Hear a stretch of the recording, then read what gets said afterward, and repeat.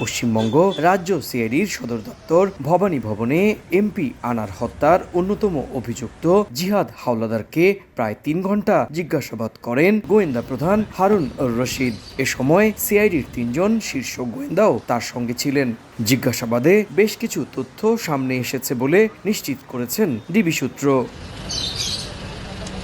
এর আগে দুপুর 3:30টার দিকে নিউ টাউন অ্যাকশন এরিয়ার সাঞ্জিবা গার্ডেন্সের 56 BU ফ্ল্যাটে যান গোয়েন্দা প্রধান।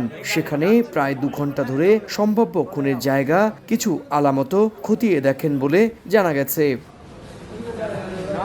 এর আগে নিউ টাউন থানার মামলার তদন্তকারী কর্মকর্তা ও থানার কয়েকজন সিনিয়র কর্মকর্তার সাথেও রুদ্ধদ্বার বৈঠক করেন হারুন রশিদ।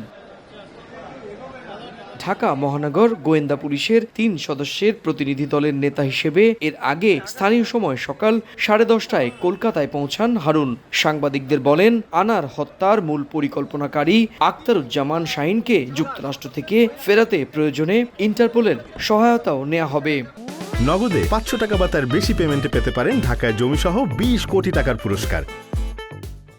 এক্সিকিউশন গ্রুপের নেতা আছে শিমুল বিশ্বাস, যেখানে সে আমানুল্লাহ নাম দিয়েছিল, তার উপরে সমস্ত দায়িত্ব অর্পণ করে সে বাংলাদেশ দিয়ে সে এখানে বাংলাদেশ থেকে আবার দিল্লি থেকে কাঠমান্ডু হয়ে দুবাই হয়তো বা উনি ইউএস চলে গিয়েছে।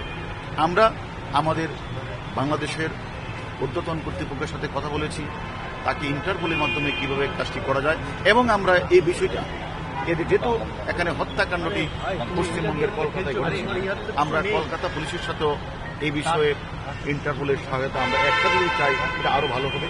সোমবার সকালে আবারও সাঞ্জিবা গার্ডেন্স পরিদর্শন করবেন গোয়েন্দা প্রধান।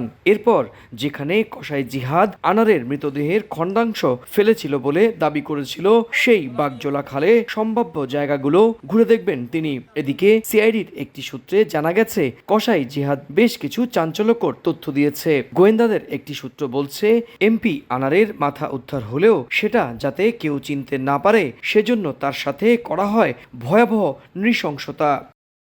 12 মে আনার কলকাতায় তার বন্ধু গোপাল বিশ্বাসের বাড়িতে ওঠেন। পরদিন থেকে তিনি রহস্যজনক নিখোঁজ হন। 22 মে কলকাতার গোয়েন্দারা নিশ্চিত হন বাংলাদেশের এই এমপি খুন হয়েছেন। তবে 12 দিন হয়ে গেলেও তার মৃতদেহ উদ্ধার করতে পারেনি ভারতীয় গোয়েন্দা পুলিশ।